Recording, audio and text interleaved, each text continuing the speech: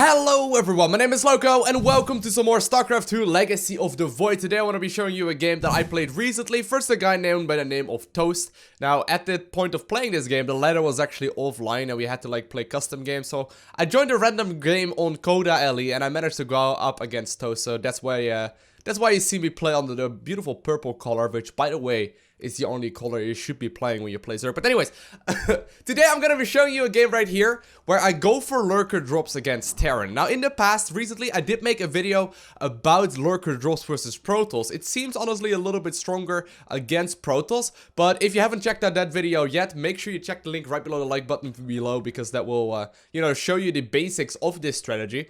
But today I want to be talking about its effectiveness versus Terran, the way you can try and make it work, and the strength that it does have. So in general, most of the Terran players right now are going for mech. There's a simple reason for that. Mech is extremely powerful right now, and Lurkers deal with anything called, bio, quite honestly. And Cyclones obviously are the one new unit that did get added to the Terran arsenal. That basically allows them to be very, very powerful and, have something new to be testing out. Now, Lurker drop obviously means that you're gonna be dropping Lurkers with an Overlord in the main base and the natural and the third base, all of that, of your opponent in the mineral line.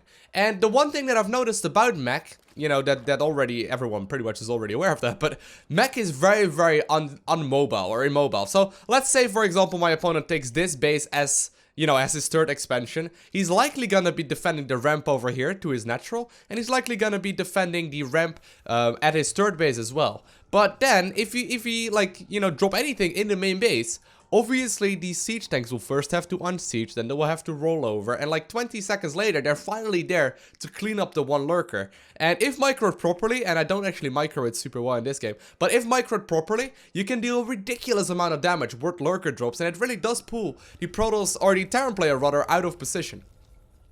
Now obviously that does also open up different possibilities. So let's say you're pushing a couple of Lurkers in the natural, you're pulling a couple in the main as well. You can all of a sudden move with your massive Roach Hydra army, which is what you should be going for in most situations anyway. It's like sort of a natural transition.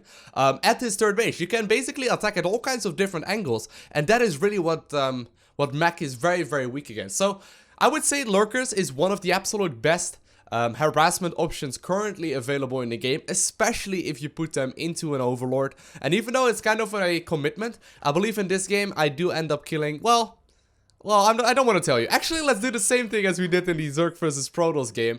Let me know right below in the comments section how many workers you think I will be able to end up killing in total in this game with the Lurker drops, okay? How many workers do you think go down? 20, 30, 40, 10, 4, 60? I don't know. A couple of you actually did have the correct answer in the Zerg vs Protoss video. I believe it's a little bit less. I'm not completely sure exactly about the number either. I'm guessing, okay, I'm gonna be guessing myself as well. I'm gonna guess 48, and I've already seen the game.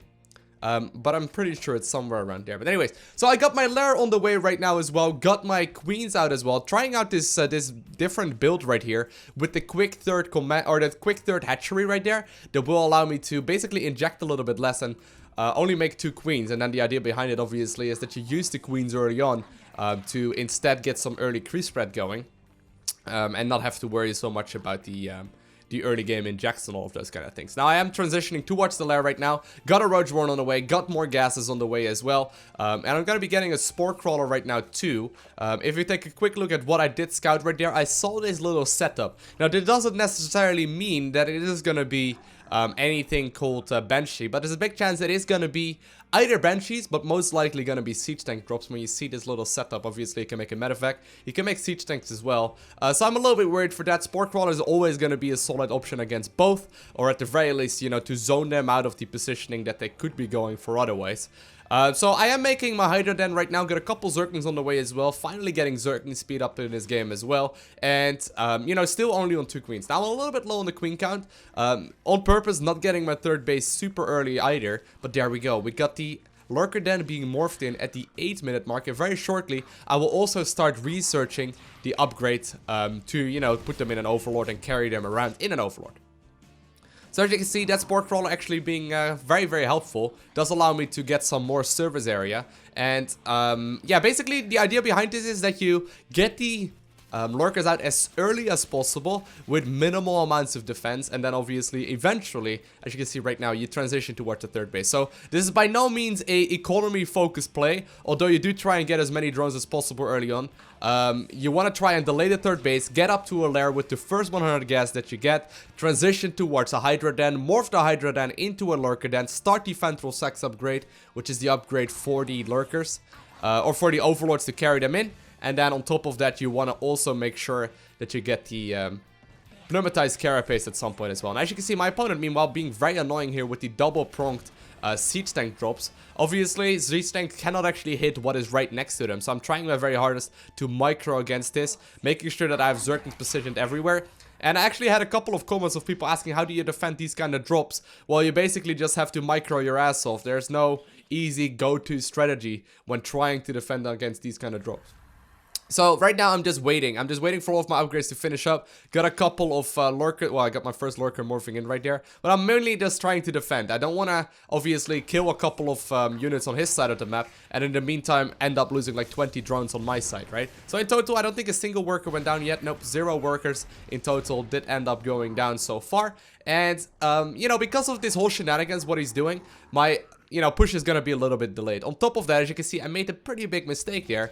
The Pneumatized Carapace, which is the Overlord speed upgrade, is not as long of an upgrade, but I actually forgot researching it. So this is by no means a perfect execution by me, but it should still give you a relatively good example. So I am making a big round of workers right now. In total, we got 57 workers versus 52. Definitely not much of an economy lead though for me. And even though I got my third base up, and my opponent does not yet, he has just been very, very annoying with all of this harassment. He will finally be able to also clean up a bunch of these guys, but I'm gonna try and start dropping my Lurkers very, very shortly. So how many do I have right now? Yeah, I got the 4 out that I wanted to. Want to be dropping 1 in the natural or potentially the third base if he ends up landing it at the position that we looked at earlier. But most importantly, I want to be having 1 in the main. Now, the one reason why this is cool is the fact that you can actually drop them simultaneously. So if you line it up properly, you can attack both the main base and another base at the exact same time. Now with this, I'm also moving in a couple of other Overlords, just to make it look like I'm just, doing some scouting with the Overlords. If he just sees 2 Overlords move out, obviously he could be getting a little bit, defensive about it. Whereas if you see like 20 Overlords move out, or close to like 6 or 7, you will be able to basically get rid of it quite easily. So he's just trying to roll around right here, sniping off an Overlord or 2, but he's not too worried about it. As you can see, he does have a couple of these things called Vikings, trying to snipe them all down. But here we go. I'm gonna start moving my Overlords a little bit closer in production, or in proximity of his bases. Do want to be dropping both the natural and the main base as closely at the same time as I possibly can. And in the meantime, I'm going up to, well, apparently 12 Overlords in the production tab, but also a 4th base. So here we go. He will be able to respond very rapidly right here in the main base. As you can see, he barely did not take a single bit of damage right there in the main base. He pulled them out very, very quickly. Gonna be morphing in these guys in the natural, however. And if you take a quick look right here at the amount of worker kills they will be able to get, well, it's starting to pile up pretty rapidly. Moving this one forward a little bit, knowing that his army, or that his SCVs decided to move forward, and just trying to move as much as possible. Now, as you can see, I do make a bunch of mistakes. I could be target firing down with that one Lurker right there, but I'm very occupied with the different things that are going out on the map. Other than that, what I think I should have also been doing is push a little bit at his third base, or at the very least scout around for the third base. I do know for a fact that there is a third base up right now at this point in time. I'm not even aware of it. So as you can see, there's definitely still room for improvement. Now, in the meantime, 18 workers did end up going down. Obviously, these things are still alive. So, I'm really not too worried about it. But there I finally start moving across the map. Now, there is a whole bunch of army. I'm like, oh, snap. I am very Hydra heavy right now. Definitely did not add in any roaches so far, or at the very least not enough. Probably should have done that a little bit earlier into the game. But I'm just gonna keep on dropping. Once again, loading 2 of these Lurkers up, and I'm gonna start going towards his third base. Now, I want to try and drop both the main base as well as the natural as well as the third base at the same time. But you gotta keep in mind that one Lurker is 150 minerals and 150 gas. So you gotta make sure that you actually pay for them. Now, all of this harassment though has really put the Protoss as the Terran player into an interesting position. It's very uncommon for a Terran player to have to defend against this sort of drop play against a Terran player, and it's starting to show in his macro. As you can see, it's currently 107 supply versus 188, and he's just simply not spending his minerals very much at all, simply because he's not used to this kind of harassment. I mean, you will sometimes see a missile turret being put down just for the fact that Mutalisks could be popping in, but those are quite easily defended, right? Like, that's the main thing about this sort of aggression. It's just very weird for a Terran player to deal with. Now, he did end up cleaning once again a bunch of them, and in total 39 workers went down, and I think that is actually going to be the main goal. So hopefully one of you actually managed to nail it.